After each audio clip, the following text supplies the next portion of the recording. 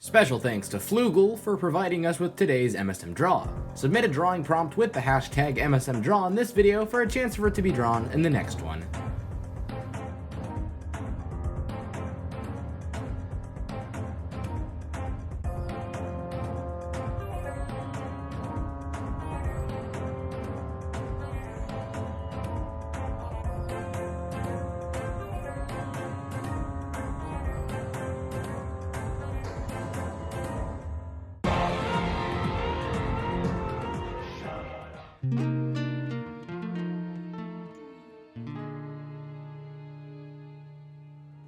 Hi everyone, and welcome to Monster Biology. We start the cycle over today with the natural monsters, so let's give the wheel a spin. Oh, what is that, Pom-Pom? Okay, that's like a basic humanoid. We get to talk about flamingos.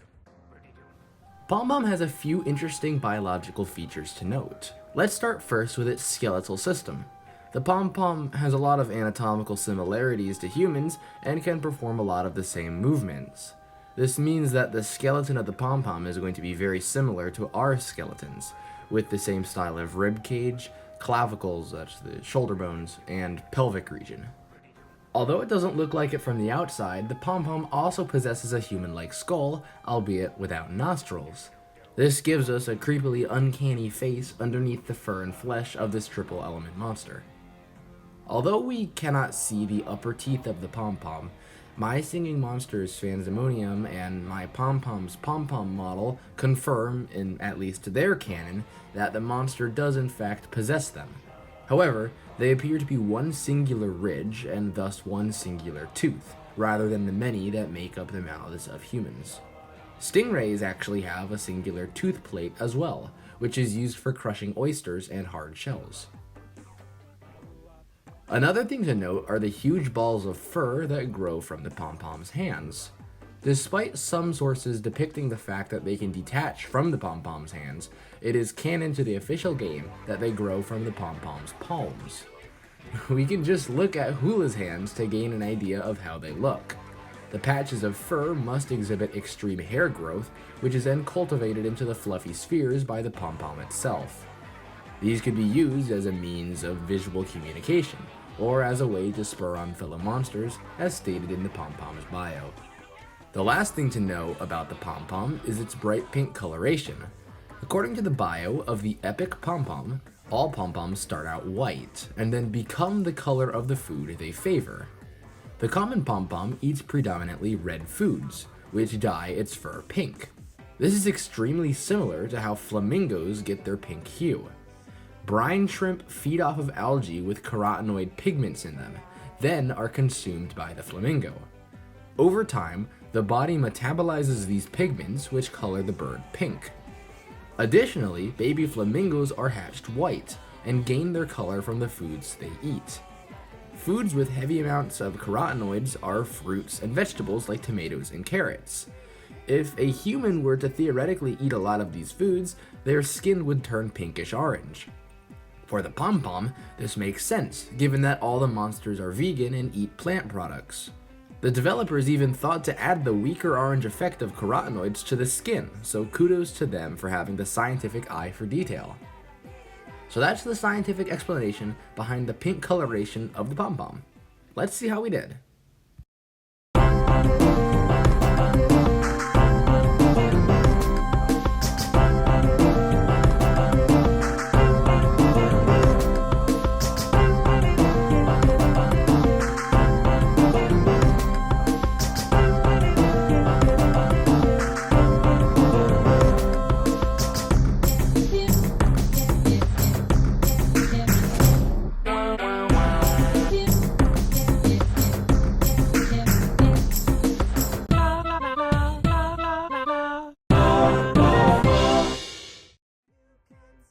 Rare and epic Pom-Pom are pretty similar anatomically to their common brethren, so let's take a look at rare Pom-Pom first, and look back at flamingos for a second.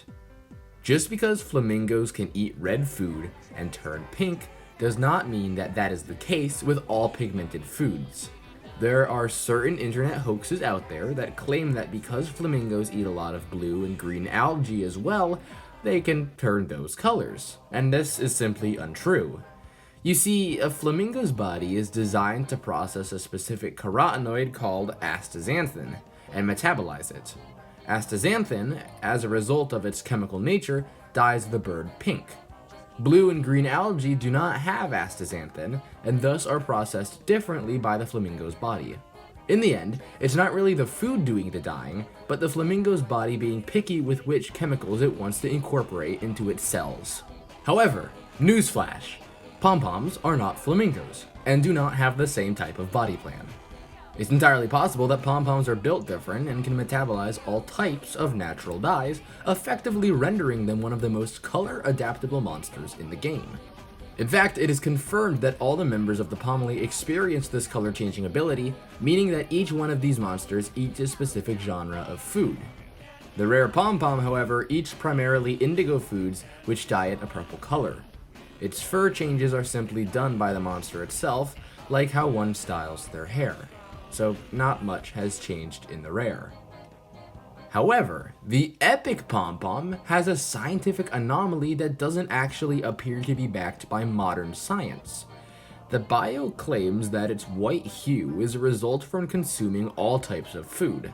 However, if Pom-Poms turn the color of what they ate, the epic would not be white. In fact, it would be a muddy brown or even black in coloration.